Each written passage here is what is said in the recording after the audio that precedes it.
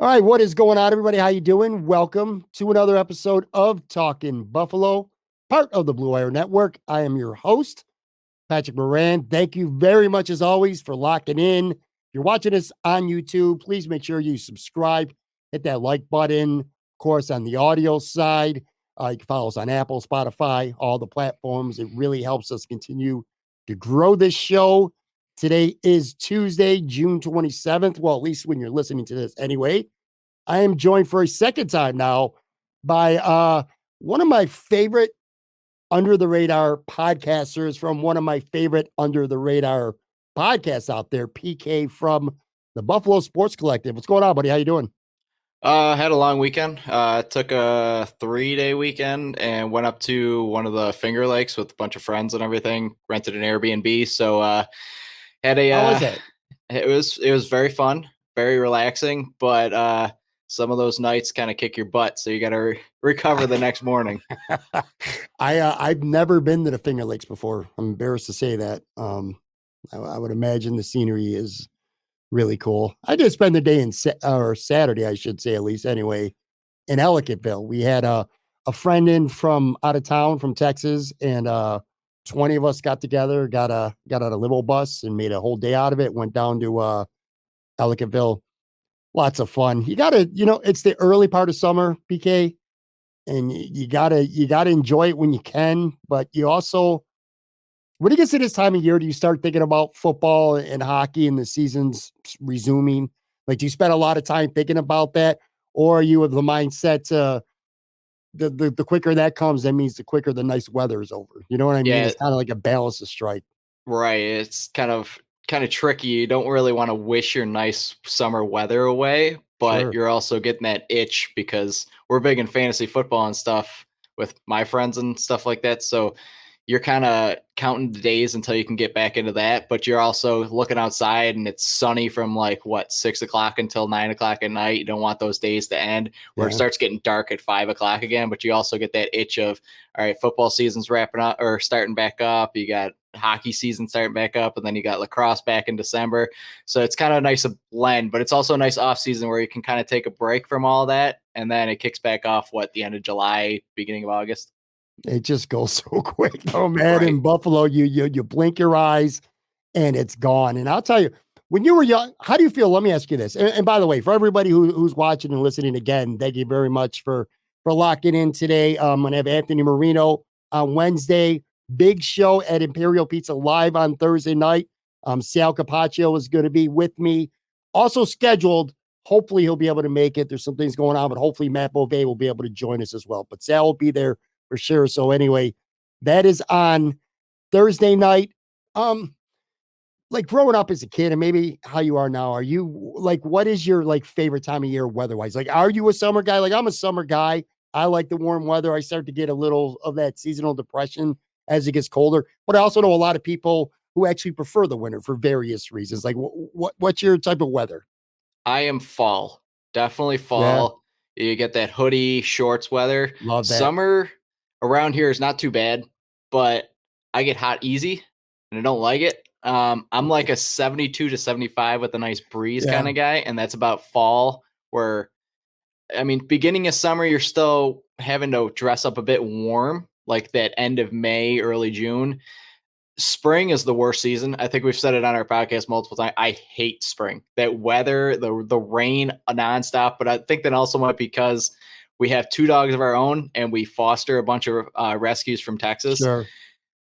Our backyard's a mud pit, and I think that factors into a bit of it because just trying to wipe off their feet every single time they come in and out, it's a nightmare. We're going to be talking in just a few minutes here. We got some Bills talk today. I'm going to get your thoughts on some of the Stephon Diggs stuff. And I'm not talking about what already happened. That's kind of old news, but like looking forward now to training camp and into the regular season. I want to get some thoughts of you on that. Also, Sean McDermott, Brandon Beane, some actual Bills news last Friday. They both received contract extensions. And then on the Sabres side, we'll spend a few minutes talking about this today as well. This is a big week for the Sabres and for the whole, for the whole league. You got the draft on Wednesday and Thursday. Got the start of free agency on Saturday. So potentially, anyway, a big week for the Sabres. We'll get to that uh, in just a few minutes. And like I said, being your second time on the show, and this is kind of more of a conversational podcast, just generally speaking. You know, I kind of like to spend a few minutes just chit chatting, getting to know the people that are on the show with me instead of just straight, 45, 50, 60 minutes or whatever, just straight sports talk. That's not really, so much what this show is all about. And by the way, to your point with the weather, I'm with you with the spring, but I would also say when it gets to be February, like I'm so like I could deal with winter leading up to the holidays because you got something to look forward to. Christmas, New Year's, being cold's fine, the snow's fine. It can almost be like kind of like romantic in a way, you know what I mean, with the holidays. But once you get into like January, and then when you get into February, it's like I'm so over it. It feels like winter's never gonna end in Buffalo. That's just I'm just not built for winter, and I never was. You know, a lot of people, I think, PK, when you get older, you start to hate the cold a little bit more and more each year as you get older. Even when I was like, when you were a kid, did you like winter? Like even when I was a kid, man, most kids love, you build ice rinks in the backyard and you play, in the backyard ice hockey with your friends in the winter, or you build forts or you go sledding, stuff like that. Even when I was a kid, I was not a fan of winter. Never.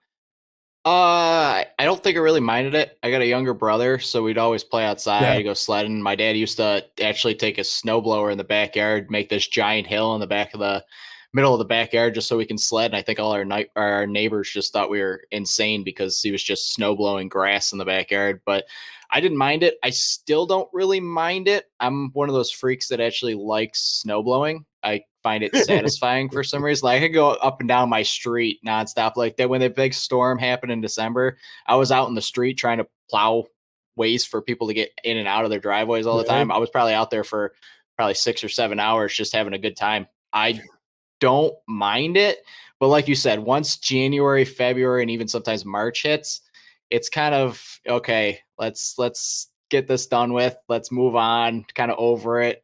It's but my parents hate it. They're down in Florida from January till the beginning of April now. So I think they've reached the Snowbirding. point of they've reached the point of we love you, but we'll see you in 4 months.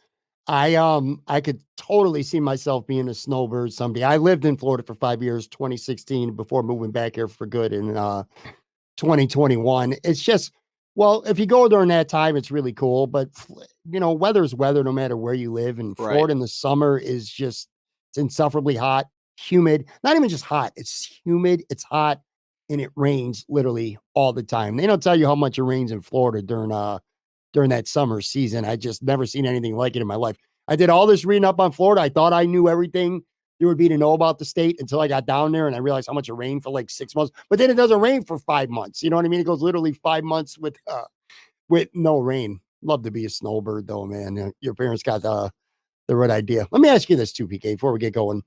What are with the podcasts? Like what's the approach for Buffalo Sports Collective? Because yeah, there's a lot of people who are watching and listening who maybe they haven't even had a chance to listen to your podcast yet. And I should also point out too, this isn't just PK's podcast. Your partner Phil, really good dynamic between the two of you guys. Like what's your approach when you're covering Buffalo sports? Is it like a little more like down the middle? Is it more a little bit from a fan perspective, like on the fan side? There's a lot of podcasts out there that are kind of like that? Or do you guys get critical on the teams when they're warranted? And not that there's any right or wrong way to approach how you guys cover sports. I'm just saying, every podcast is a little different. Some are big time fans doing podcasts. Some try to keep it a little more objective, at least when they're behind the microphone. Like what's the approach that you and Phil generally have when you do your show?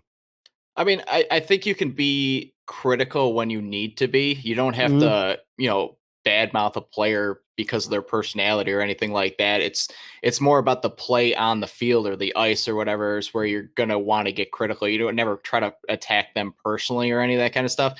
I think what I try to do, and it's a little bit difficult being a fan my entire life.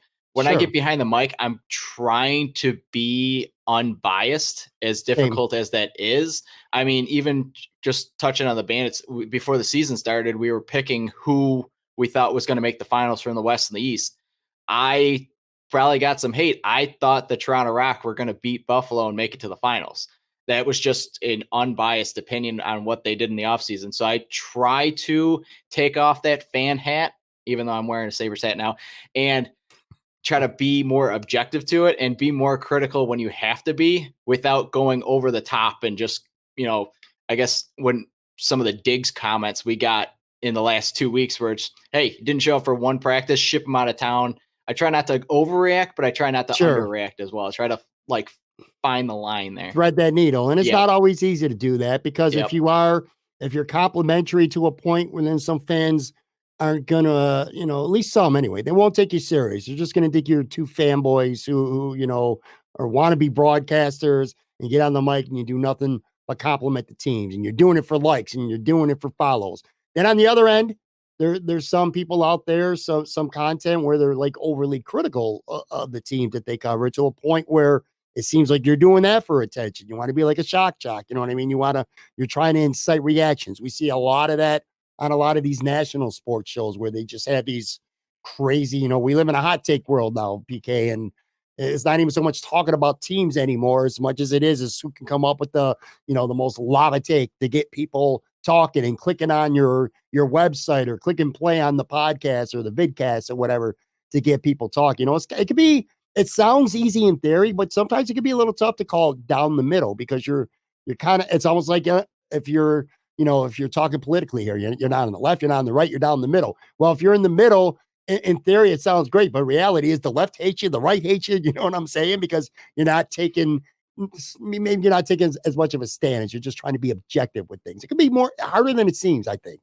Yeah. My one friend, she's actually going to be joining a different podcast, kind of like with her work that she does. She owns a flower farm and does her own business there. She's joining on a podcast and she did one, I think a week or two ago. And she just goes, I don't know how you just stand behind a mic and just talk and talk and talk. I went, as long as you're passionate about something and you're being true to yourself, it's going to be nice and easy for you. If you're trying to be a character behind the mic and trying to, like you said, get those clicks and stuff like that, it's going to be hard to keep up with it. And it's not going to come off as authentic. As long as you're yourself behind the mic, the people that want to find you and want to like you, they'll find you. And then the people that don't, there's plenty of other content out there for you. Yeah, there definitely is, especially in this Buffalo market right now. But yeah, I'll put it in the show notes as well. We'll talk about it at the end too. Buffalo Sports Collective. Now you guys are Wednesdays for the time being, correct? Wednesdays until probably September when Bills and Sabres start kicking off again. All right. Well, let's just dive into actually a little bit of Bills talk right now. I don't want to revisit the entire Stefon Diggs not showing up for Tuesday's day one of minicamp. Ended up being a 2-day camp. He shows up on Wednesday. Obviously, he doesn't talk, but Josh talks. Sean talks, kind of reverse a lot of what Sean said on Tuesday. That's kind of been covered and beaten, to death at this point. So we won't spend a lot of time going back on that. But what I did want to ask you when it comes to Stefon Diggs here, what level of concern, if any, do you have about him going into training camp? Is this going to be something where you think or hope or at least want him to maybe talk early in camp and let's clear the air, get it over with so that maybe this isn't the predominant storyline throughout camp? And of course, beyond training camp, maybe going into the regular season. If the team happens to start slow, then it could be, and he's not getting the ball, this could resurface rather quickly. What are your thoughts when it comes to Stefon Diggs right now and all this? Yeah, I mean, even prior to OTAs, I was kind of just in the boat of, I thought it was just all smoke, all off-season stuff, trying to find content. And then, like you said, that Monday happened, and we, like you said, don't dive into it. I think my level of concern is like a 3.7 out of 10 right now. Okay. I mean, before OTAs, it was a 0. I didn't think it was any issue whatsoever. My main issue was, why did this happen in June? What happened between when the season ended up until OTAs that nothing was talked about? At least it appeared that way, that nothing was sorted out till then. They had to wait until that day. I think I mentioned on the show, I'm not trying to figure out which side is wrong, which side is right. I'm sure. There's stuff that Diggs was bringing up that, hey, he might have had issues with the offense and how the offense was being run, or the coaching staff. There might have been issues with something with the coaching side for Diggs not showing up or whatever it was. I think McDermott kind of handled this situation horribly. It could have been completely blown over if he would have just said, hey, we sent him home, disagreements or whatever it was. But I mean, it was just weird seeing the fans just come down on him so quickly. I know it was a minority of it, but I mean, the guy's been here for 3 years, 49 games. He's already 8th in receiving yards. He's probably going to be 5th by the year's end. He's 6th in receiving touchdowns, 5th in receptions. He had like the 3 best receiving years so far ever. Yeah, for this team. I think moving forward, I don't see much of an issue just because he was there the next day. And it wasn't unusual for McDermott to cancel that third practice. He's done it in the past, so I don't think you can read anything into that. It's just, I'm just a little concerned because that it took that long to have that conversation, it appears. I'm a little worried that it might not have been concluded then, and it's going to go dark until training camps pick back up. And in that time, there's a lot of downtime right now where people are going to be thinking, and more questions and stuff are going to go in people's heads, like Diggs and the coaching staff. Like I said, I don't know the whole issue with it. It's just a little concerning that it took that long to have that conversation. And I have no idea if it was fully resolved by then. Follow-up question here, actually kind of a two-part question. Number one, are you a little bit annoyed maybe that he didn't speak? Like, you feel like maybe if he would have spoken out, then maybe we would have different narratives going on right now. And again, there's not much going on until training camp starts, but this is all they're going to want to know about when training camp starts. I'm talking about the media. And to that point also, are you a little bit bothered by, it just seems like endless speculation on what exactly is going on. And there's people reporting it with sources and insider this and that. I'll tell you, I'm not just saying it because he's a friend of mine, a friend of the show, whatever. But when Tim Graham reports, when he admits, I'm on the show, and I mean word for word, I'm only slightly paraphrasing. He's saying he doesn't know what is going on with Stephon Diggs. He doesn't want to form an opinion when he doesn't know. But the one thing he does know from a source is that his issue is not with Ken Dorsey. But then we hear Mike Lombardi talking about his issues with the play call and the coaching and this and that. There's reports that him and Josh have some beef going on right now. And again, just endless speculation. Like, does that get under your skin a little bit? Yeah, I've tend to learn, not just from doing this podcast for the last 2 years, but a little bit before that. You want to trust the people that are in the hometown rather than the big analyst all over the world, because the hometown journalists are clued in on what's going on. To talk back on, should Diggs have talked? He was a captain last year, right? He was voted captain. I feel like he should have at least gotten behind the mic. I'm not saying he owes it to anybody to speak to the media. It's completely his opinion. But if you wanted all this stuff to kind of get shot down and toned down, I mean, you could have just said a couple words like, hey, would have been very simple. We all want to win here. Sometimes when a team's this good, we have difference of opinions on how we can reach that end goal. That's all it was. We kind of cleared the air. We got it out of the air. I appreciate being in an organization that is willing to hear my side of it. I am willing to hear their side of it. We reached an understanding, and we're ready to move on and move towards the goal of winning a Super Bowl. So I think him speaking on that Wednesday would have cleared up a lot of air, but it's also the same side of it where he doesn't really owe it to anybody to talk about this kind of situation. If you want to keep it in-house. But I mean, you can also look back to 13 seconds where the whole organization is just tight-lipped, zipped. We don't owe you anything. It's kind of going along those lines as well, just trying to keep everything in house. And then you just get speculation after speculation after speculation where you don't actually know what's going on. And it allows people around the sports universe to just come up with their own opinion. Like, I've seen some weird ones out there. Sure. Like, I don't even want to speculate on it, but I've seen some weird ones out there where it just doesn't make any sense. Now, look, he did show up to minicamp day 2. Right. We got to remember that, and at least with the clips that we saw, he looked playful. He looked like Stephon Diggs. He was having interaction with Josh Allen, Gabe Davis, lots of positive things to take away, but him not speaking. And then again, Sean McDermott it was a bad week for Sean. It just really was. Whether he was advised to say something, whether he took upon himself, what he said on day 1 about being very concerned. became the story, and then kind of walking it back as much as he did on day 2 and making it sound like it wasn't a big deal. This is why it would just be real nice day 1 in camp. And I agree with you. It's not this step that Stefan owes it to the team, to fans, to anybody for that matter, to get up there. But being a captain, it's an opportunity to just make it a non-story. Come first day of camp after everybody reports, just get it over it, just squash it right there. I will say, we're talking about speculation and all these theories. I will say, if there is one thing about this that does concern me, is that if you take away injuries, because you could go down the line, 32 teams in the NFL, injuries is always going to be the thing that could bring you down more than anything else. Aside from that, you can make a very fair case that if this lingers with Stefan and this is a real problem, and he does have real beef with the coaches, or if he does have some kind of rift going on with Josh Allen for whatever reason, and again, that's all speculation. But if it does turn out to be that's the case, and this lingers into the season, this could be a distraction. This could, screw up the chemistry on the field, potentially the locker room, that this could be something potentially, hopefully not, but potentially this could be something that brings this team down.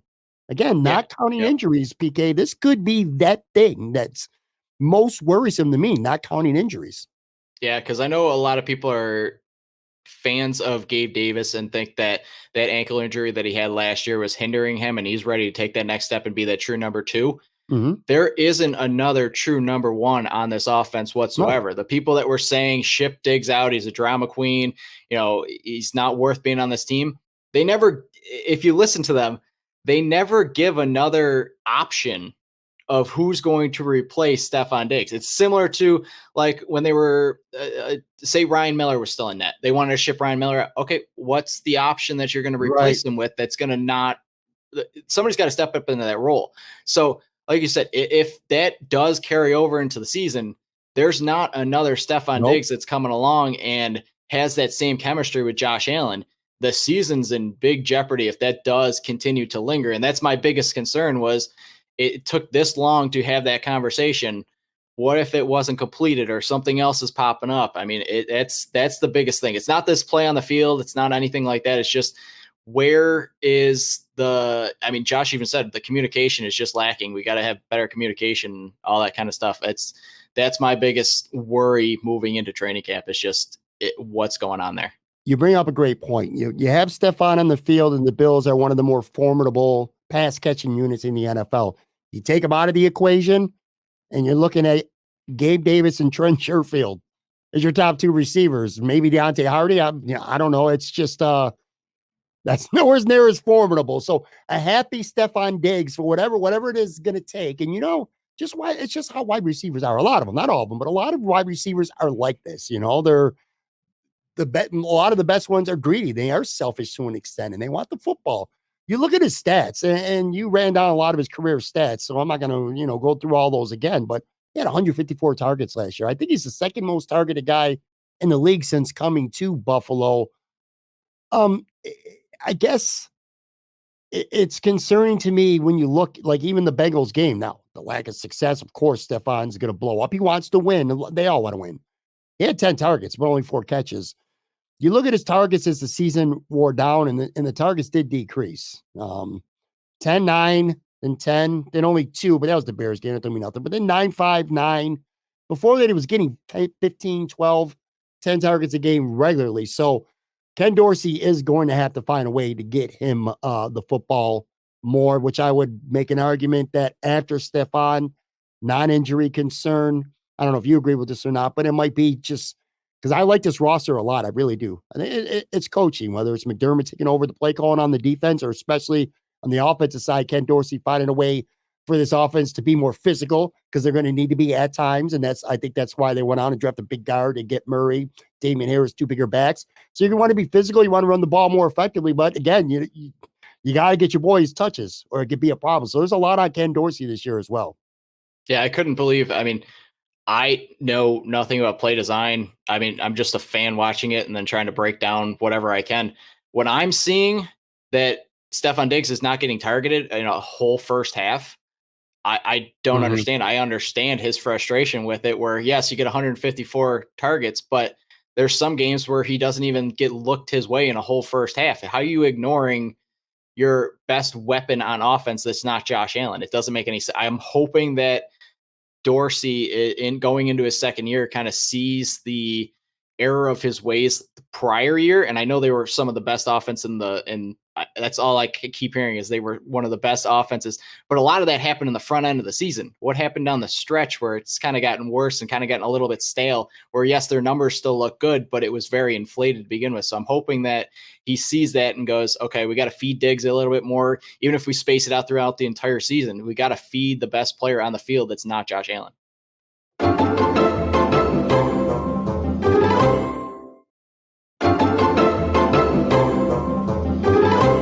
All right, I'm back with PK from the Buffalo Sports Collective. By the way, one or two quick cameos if you're listening on the audio side from the dogs. I call it the Chris Baker effect. I told you this, I think, before. Whenever I have Chris Baker on the show, he's got dogs, and you hear them a lot. But we only heard your dogs once or twice, so hopefully they'll be able to pick it up a little bit and be a little bit louder the second half of this show. Anyway, all right, so actual news on Friday. The Bills announced an extension for both head coach Sean McDermott and general manager Brandon Beane. Both are extended all the way through the 2027 season. Now, this was, I mean, you know, you talked about PK a little bit of some reaction from fans when it came to Stephon Diggs, you know, trade him, get him out of town, this and that, blah, blah, blah, blah, blah, blah. Pretty mixed bag of a reaction from Bills fans to a little bit surprising to an extent to me that a lot of fans were not happy about this extension. They're just, for whatever reason, they're not sold on Shaw, and they're maybe to a lesser extent not sold on Brandon. I think it's more Shaw than it is Brandon at this point. But anyway, what was your reaction? And by the way, Ian Rappaport reported, you know, a lot of people want to say this, well, this wasn't a news dump, because generally speaking, a lot of times Friday, they'll dump news on you, and that's why I call it a Friday news dump. If Ian Rappaport's to be believed anyway, he's had these contracts have been done for quite some time. So they did drop it on Friday. So then it is a legitimate news dump there. But anyway, first and foremost, let me get your reaction. They're both locked up now through 2027. Yeah, I mean, it's not really surprising based on all the comments from the organization and how much they love these two guys. I think most of my comments here are going to be mostly about Sean McDermott and a lot less about Brandon Beane. Mm-hmm. My biggest concern with the extensions are it kind of what my fear was to begin with when they took over the Buffalo Sabres is, are they going to become too complacent in the success they've been having? I think Sean and Brandon are incredible in their roles. So this is not going to be shots at them whatsoever. I think what they have been able to do with this organization, they're top 5, top 7 in this entire league. The turnaround they did with this whole organization, not just on the field, but the respect they have around the league now, is hats off to them. What they were able to do after this, the drought that this Buffalo Bills organization had. But for me, at what point is playoffs and division titles not enough? And I Sure. understand that only one team can win it out of the 32 teams in the whole league, but how many other teams in this league have had a head coach and a GM tandem go 6 years and not reached a Super Bowl? I mean, I looked through it. Yes, he's had winning seasons every year except Josh Allen's rookie year, but he's 4-5 in the playoffs. The head coaches that have been hired before him, Bill Belichick, he's been a 9-1-5. Mike Tomlin, he's been to 2-1-1. Harbaugh with Baltimore, he's been to 1-1-1. Pete Carroll, 2-1-1. Andy Reid, 3-1-2. And Sean McVay, hired the same year, been to 2-1-1. So Sean McDermott is the only coach there that has been in the tier there that has yet to reach the Super Bowl. So for me, yes, he has his flaws where, 13 seconds, using his timeouts weirdly sometimes where the defense is not set up. His challenges, I think he's still horrible at trying to figure out if he should throw his challenge flag. I think he's a little too conservative at the time. I have no issues with him being the kind of coach he is. I think he's an excellent head coach. He's a great leader of men. Everybody in that locker room seems to absolutely love him. My main issue, though, is the organization who was losing for 17 straight seasons okay with just making the playoffs every year and winning division titles every year and kind of hey, if we win a Super Bowl, that's an added bonus. I think everybody in that organization really, really wants to win a Super Bowl. That's not downplaying that whatsoever, but I'm a little concerned that they're complacent with the success they've been having. And I'm not saying he can't get over that hump. It's just the numbers for the coaches that have been before him. And I mean, 6 years between head coach and GM without even making a Super Bowl, it's a little concerning. You bring up a lot of great points. One in particular, Tyler Dunn has hammered his home on this show and also, on his own show as well, that the goalpost for the Buffalo Bills, it's time to move it. We spend as fans because of 17 years. I'm sure that has a lot to do with it. We put too much on the regular season, whether it's the success of the head coach, whether it's the success of certain players. Tremaine Edmonds was a guy, and I remember Tyler talked about him not too long ago, how great he played in the regular season and disappeared in the playoffs. Ed Oliver, same thing. Not even great in the regular season, certainly had his moments in the regular season, but he was a disappearing act in the playoffs. A lot of these guys were. I could go on and on and on. The point was, we put too much value on the regular season and not enough on the playoffs. And maybe that's just because of having a 17-year losing mentality. Maybe it's hard to shake off. It's good and bad. A little confused about why they needed to extend them. I believe that they still both had 3 years left on their deal before getting another, I think, 2 years tacked on. I could be wrong, but I think that both contracts ran through 2025. I could be wrong. But anyway, I saw this in the Buffalo News. They pointed out, so I got to make sure I give them credit. From Marv Levy to Sean McDermott, the head coaching tenures here were 3 years, 3, 2, 3, 3, 2, and 1. So there's been no continuity with the coach. You look at Sean McDermott's record, 13-3 last year. And I'll tell you, I don't want to be a hypocrite because I just told you that we put too much on the regular season and not enough on the playoffs. Last year kind of was an exception, though. To go 13-3 through all the crazy injuries they had last year and what happened in DeMar and the weather and having to go play neutral games that were supposed to be in Buffalo and you don't even play them.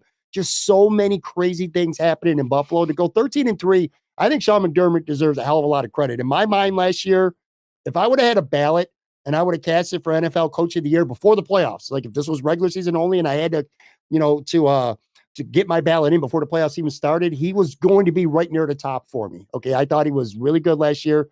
They've had 2 13-win seasons in the last 3 years. And again, I'm being a hypocrite here telling you all this stuff that I just 62-35 in the regular season, 639 winning percentage. These are great numbers. But the downside, plain and simple, maybe the 2 worst coach games of Sean McDermott's career have been the last 2 playoff losses. The 13 seconds, which was just utterly inexcusable. And I know there's a lot of controversy. Some people are saying McDermott was responsible for those last 2 play calls in the last 13 seconds. Whether he was or whether he wasn't, what we do know that's not even debatable is he called timeout before both plays. And if he didn't like something, he had an opportunity to change it and he didn't. So to me, he's responsible for that. So he blew the Kansas City game flat out. And then last year, look, I know all the stuff they had going against them. I get it. They were tired. The players talked about it. They were just drained. They weren't ready to play. I don't know. And it's easier said than done to get a team that's just spent, ready to play, but they were not ready to play against the Bengals last year. To me, to some extent, you got to put that on the coach. So that's 2 playoff losses. You can even argue that the AFC Championship game a couple of years ago I don't think they were ready to beat Kansas City that year anyway, but they didn't go for it. They played a very conservative kind of game against the Chiefs, and that blew up in their face. So anyway, my point is his worst coaching to date has been in the playoffs. And he's also, I feel like he's developed, maybe not so much externally, but internally, a kind of a reputation of being a hard coach to work with between Brian Dable, between Leslie Frazier, who knows what went on with that. Chad Hall takes a lateral job to go to somewhere else. There's a lot of factors going on right now. That's the downside of Sean McDermott. So I don't know, man. It's a real mixed bag. And I can understand whatever your reaction is, not mine or yours, just any fan right now, as long as it's not too crazy extreme. I kind of feel like you're not wrong, Yeah, I mean, it almost feels a bit weird being in the position you're in where it's, hey, do you feel too cocky? Are you feeling like a bit arrogant by saying, hey, we want a Super Bowl, we deserve a Super Bowl, and this kind of thing? But like you said, it's time to move the goalposts. It's time to look at bigger and better things than just having a great regular season and a making a division title. It's when you have Josh Allen under center, every year should be Super Bowl or bust just because of how good he is. I mean, Mm-hmm. I think with the pieces there, I think this team should be a Super Bowl winning team very soon. I mean, I think 13 seconds should have happened. I mean, I don't know about you. I don't know your recording times, but had to record the night after 13 seconds. Like we started rolling maybe 30 seconds after that ended, Oh, not and me. it was horrible. It was one of our worst shows ever because we were just so down. But like you said, whether he made those play calls or not, he made those timeouts and could have adjusted anything he saw, and that still ended up in the same situation. So I still think he is an incredible head coach. This is no shot at him whatsoever. The things he's done in the regular season, like you said, the coaching job he put on last year, he probably should have won Coach of the Year just with everything that happened with DeMar, with the injuries, everything. But it's just, is he the guy that can get them over the hump? I hope he is, because I think he's an incredible head coach and I think he's great for this team. It's just, it's a little worrisome with this long extension. I think to conclude on Sean, I think he deserves more time. You know what I mean? Before we say he's not the guy, he Right. can't get us over the hump. I think there's still more time. I think he still should have more opportunity. That said, if you don't get past the divisional round this year, and then I think we're looking at a problem where it's fair. Now, I think I saw a stat like a lot of people are already comparing him to Marty Schottenheimer. Marty Schottenheimer, he's got a lot more lose than Sean does in the playoffs to get to where Marty was. But I think it's fair to start putting him in that category. That's a valid discussion if the Bills can't advance further than what they've done the last 2 years, given the state of this roster right now, which I think from top to bottom is as good as anybody in the NFL. Now, on the other side, Brandon Beane, the GM, gets extended as well. Again, I think he gets criticized a lot less than Sean, and that's, it's because you're getting the pieces in place. It's the coaches who, get a lot of too much praise or too much criticism. Obviously, Brandon Beane's done a lot of good things. He moved up for Josh Allen. He took him and not Josh Rosen, because if it would have been up to me, by the way, would you have taken Rosen or Josh Yep. Allen? Yep. Honestly. It was Rosen. Yep. All right. So you see, you're among the majority here.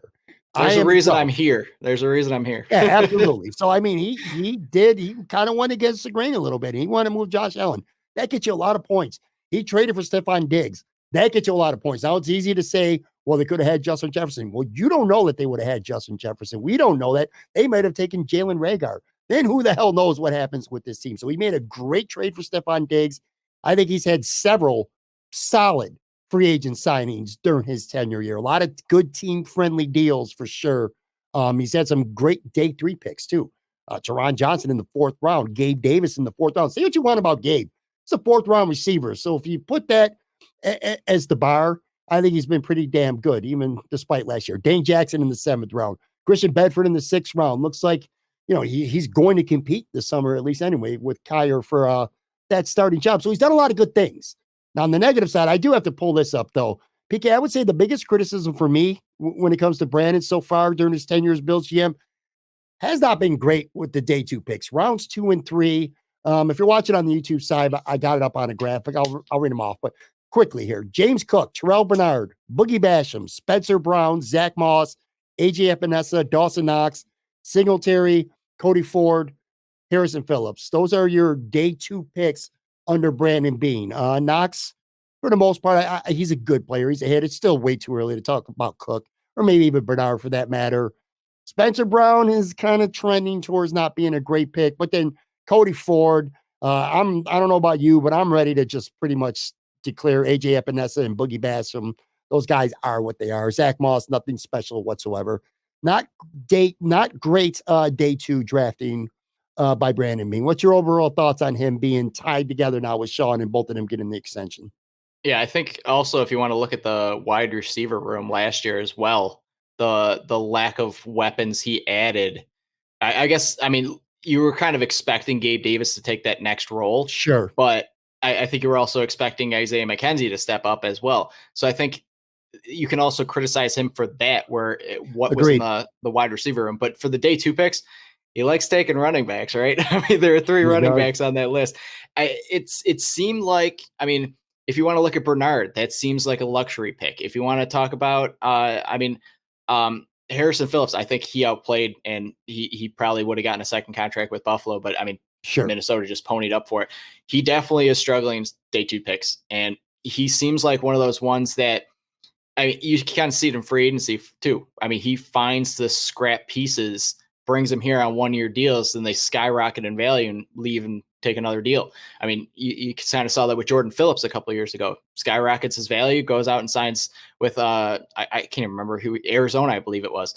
Mhm. So I think you pointed out a great example. The second round there and third round day 2 picks, he's got to improve on. He's nailing the rounds 4 through 7. You're finding diamonds in the rough there, but at rounds 2 and 3, where you should, I can't remember the breakdown. First rounds, you want starters. Second and third rounds, you want quality depth role pieces, and then 4th through 7th, it's a crapshoot. Take flyers on. Yeah, you exactly. take flyers on those guys. It's just he hasn't nailed on enough second and third round picks yet.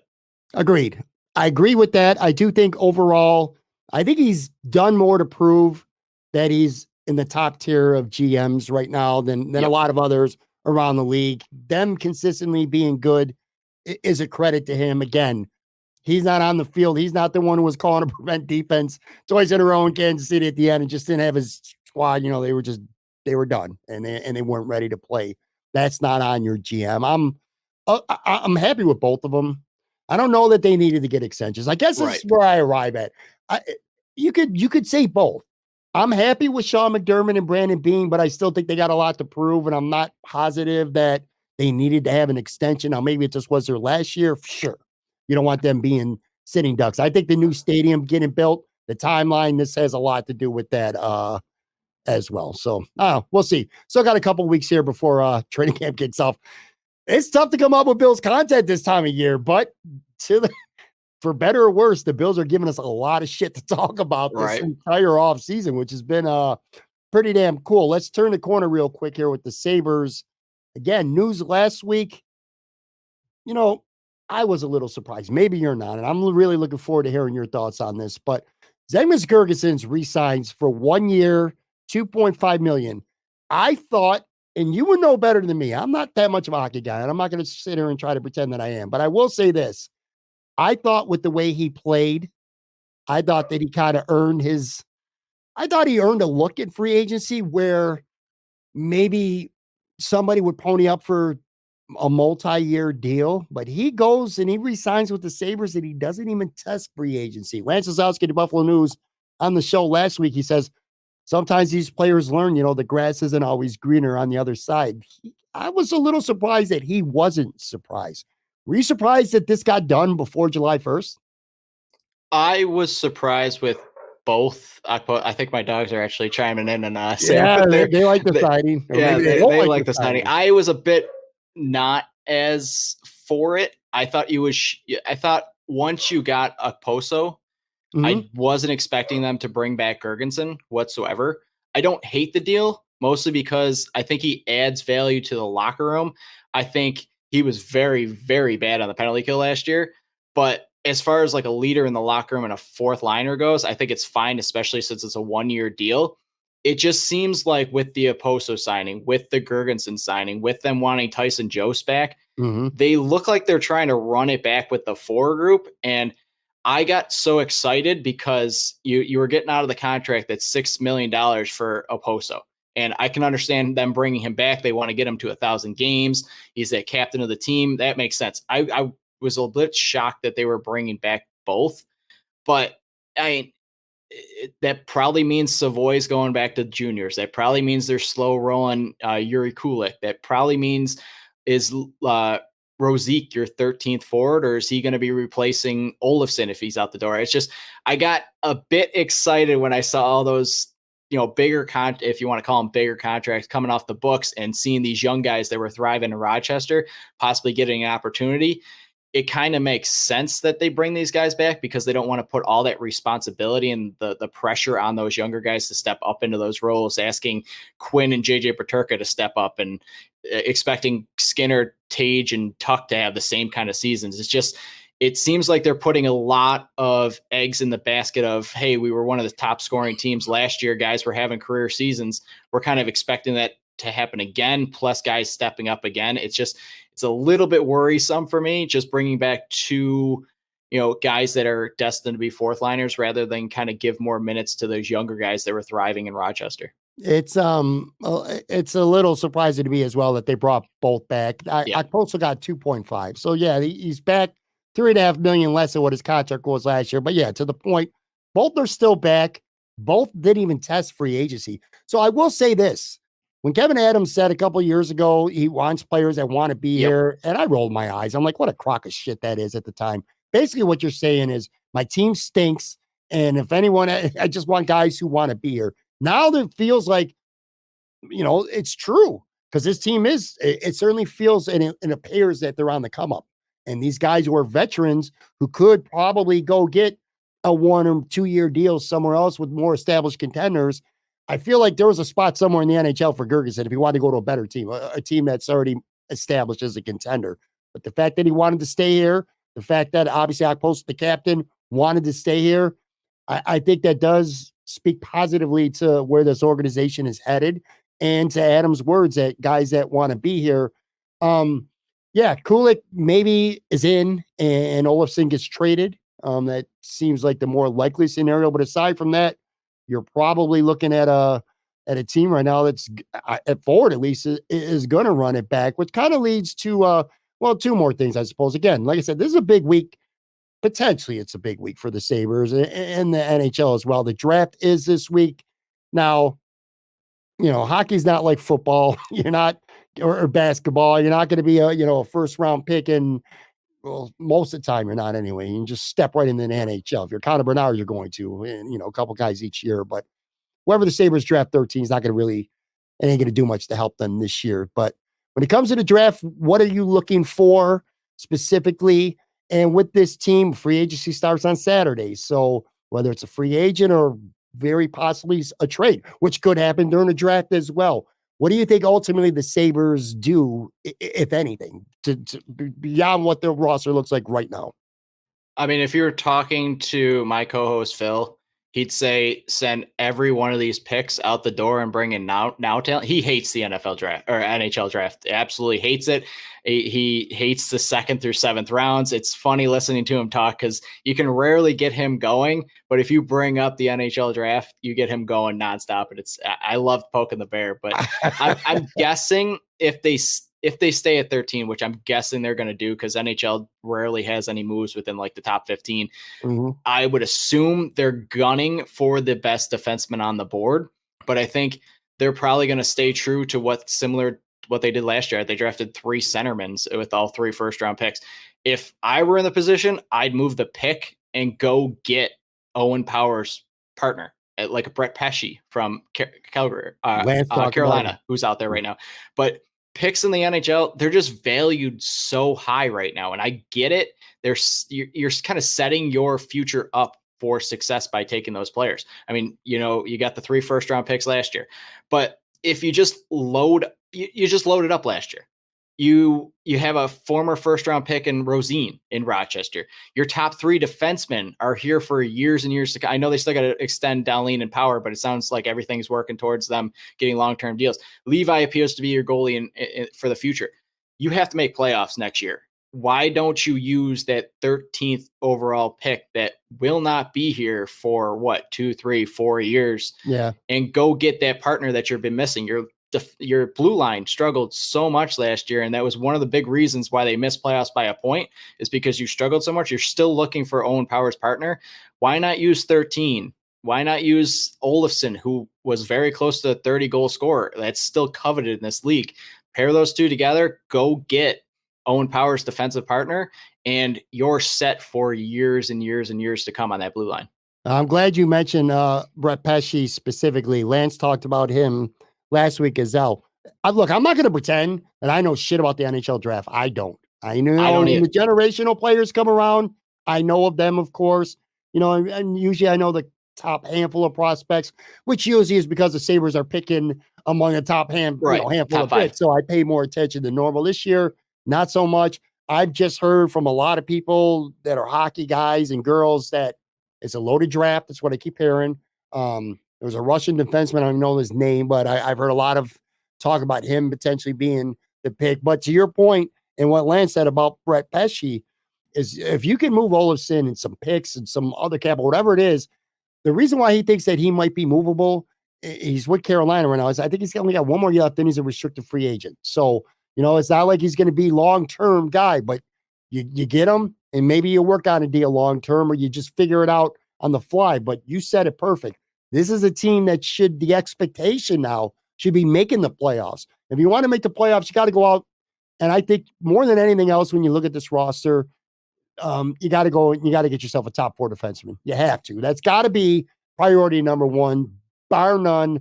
Last Sabres question too, because, you talked about the potential long-term deals getting done soon. It's widely expected. I'll just leave it at that on July 1st, Dahlin's signing a long-term deal that'll pay him about $10 million a year. Power's a little bit more of a mystery, whether he wants to sign a long-term deal right now or maybe he wants to sign a bridge deal. But one way or the other, they're going to sign him for multiple years, and that's going to get done as well this summer.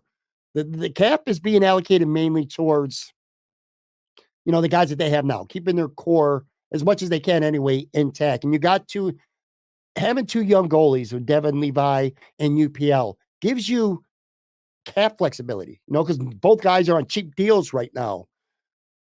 Lance kind of alluded to this. I don't know if you agree that maybe you go out and you're trying to get a defenseman. It's going to come at the cost of spending any kind of significant money on bringing another goalie. You roll with your 2 young guys, but the downside of that is if they struggle, you're in a bad spot. What do you think? That's the biggest question mark this offseason because UPL can't be sent down to Rochester. He's going to have to clear waivers, and we all know a young goaltender that has that Right. promise, that show the promise in what I think it was January, he had that amazing stretch. He's going to get claimed. And it sounded like Granato and Kevin Adams, rightfully so, don't want to carry 3 goaltenders on this roster. They were carrying 4 last year, which is ungodly, unbelievable that they were doing this. For me, it's I think I have seen, and there are other people in hockey well more knowledgeable than me. I just like watching the sport and giving my opinions on it.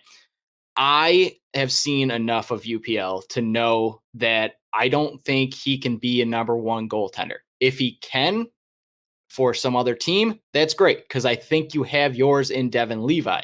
I think he's the destined number 1. I think in the 7-game stretch last year, he showed he can be that number 1 goaltender. The organization showed that he can be because they gave him all those important games. They were still in it and they were still giving it to him. I am in favor of shipping UPL out the door and bringing in a guy. I don't know if Varlamov is leaving Islanders. I've heard rumors that it's very unlikely, so people don't even talk.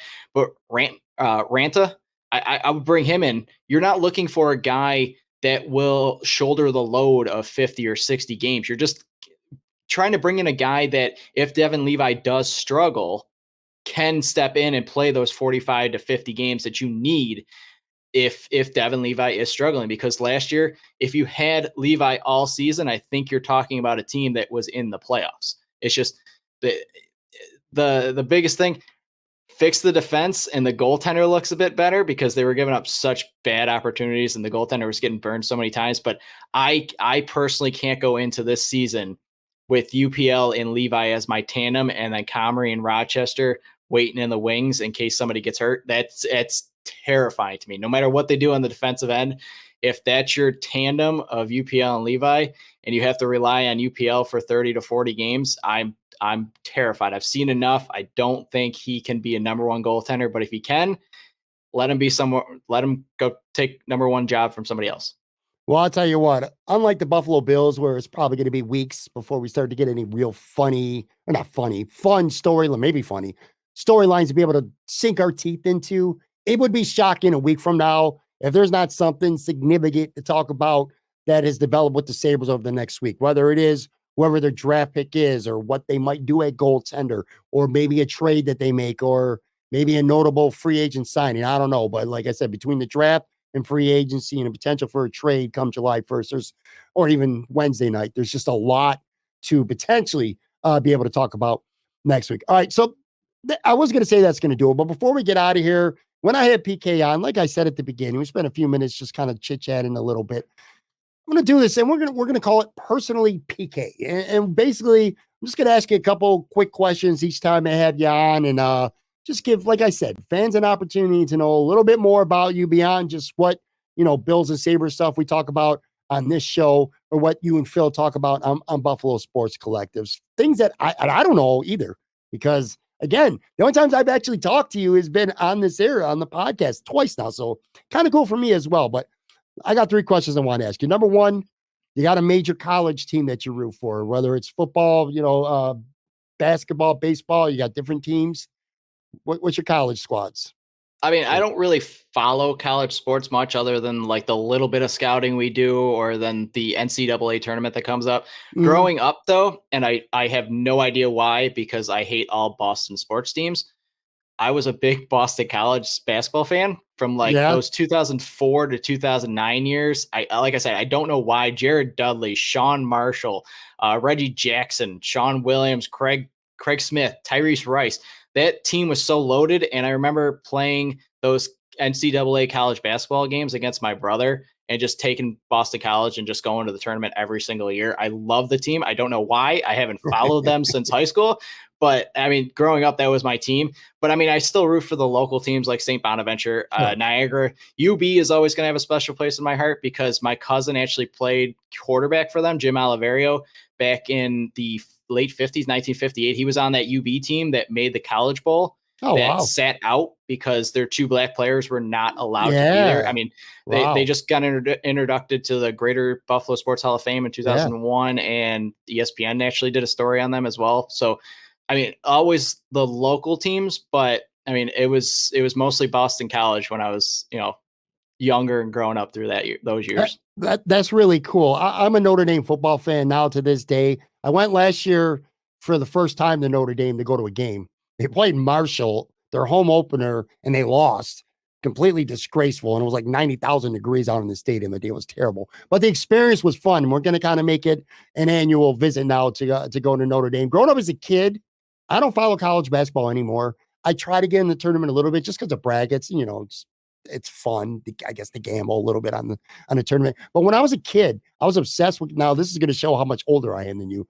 But when I was a kid, I was obsessed with college basketball, and more specifically, especially the Big East. In the 80s, I'm talking about Georgetown and St. John's and Syracuse, Boston colleges, all the teams in the Big East, Villanova. It was just so much fun. So I was completely obsessed with all just Big East college basketball when I was a kid. When it comes to the Bills and the Sabres, who are your favorite? Who's your favorite all-time Buffalo Bill and your favorite all-time Buffalo Sabre? For the Bills, this one's tough. I don't think growing up, I really ever had a true favorite player, and then I understand that's weird. I loved Fred Jackson. Lee Evans, it was always somebody that I drew to. I fell for the legend of Kiko. I was one of those. I have a Kiko Alonso jersey in my closet right now. I fell for it. Aaron Schobel, I don't think gets enough love. Currently, I think it's Matt Milano. I mean, I got his jersey, and then I remembered, oh crap, he's a free agent coming up, and then he signed that deal right before an episode happened. I was like, thank God, because my jersey just came in the mail today. But I think if I had to pick for the Bills, Roscoe Parrish, I think he was ahead of his time. He was an electric punt returner. I mean, he was still a good wide receiver, but I think he was just a bit ahead of his time. If he was playing now, he'd be unbelievable. Sure. I think if you had to put a gun to my head, I would pick Roscoe Parrish for the Buffalo Bills. All right. What about the Sabres? Sabres, I'm gonna, this one's kind of easy, and I get it. Everybody's favorite player is this, but Dominic Hasek growing up, I think I saw the story on the last one. I pretended to be Dominic Hasek in my basement, but I mean, through the years, once Hasek left, it was JP Dumock. It was Chris Scranton, if you want to believe that one. It was Drew Stafford, Stu Barnes, Jochen Hesch. I I think Drew Stafford after Hasek was my favorite one, and my dad still makes fun of me because I thought Drew Stafford was going to be the next coming of like a young Danny Briere coming up through the system. I got like 3 or 4 of his autographs. I got 3 or 4 of his jerseys, and then it kind of just floundered, and he never panned out to be the draft pick he wanted. But I think it was Hasek or Stafford growing up. For me, it was worth the price of admission to watch Alexander McGillney play. Any given shift, he would just explode. He was just so much fun to watch. And of course, Pat LaFontaine too. Bill's side, Daryl Talley, it's my guy, man. Again, showing my age here, going back a little further, but just a hard-nosed leader to this day. Great person, a great interview. Just he was the heart and soul of the Buffalo Bills during the Super Bowl era. One of the most underrated players, not just in Buffalo, but in the entire NFL, man. Love Daryl Talley so much. All right, last question here. A concert you'd pay good money to go see in 2023. If there is anyone that you would pay good money to go see in 2023. My wife makes fun of me all the time for my music takes because I don't have like a true favorite artist.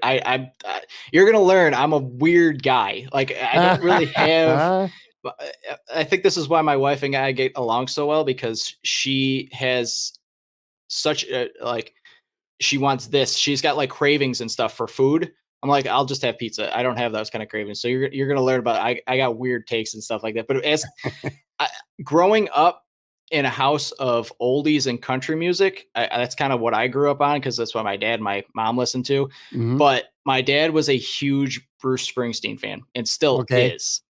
I went to one of his concerts. It was the best concert I've ever been to in my entire life. He plays for like 2.5 straight hours, and then he comes on and does another half an hour of an encore.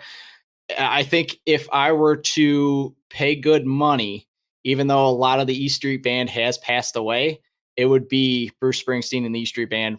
I would pay a decent amount of money to go to it. And I don't think he's still I think he still has New York City or Vegas or something like that. My dad bought a ticket and then had to sell it because my mom found out how much it was worth, and he had to sell it because it was way too much. But I think it would be Bruce Springsteen if I was going to have to pick one. It's really hard to argue against that one. If I would ask you this last year and I would have my own answer, I'm not a big country music fan, but I'll tell you what, I went to Garth Brooks at the stadium last year when he was here. What a show he puts on. You don't even got to like country music to just enjoy the artistry, the performance factor that he has. It's second to none.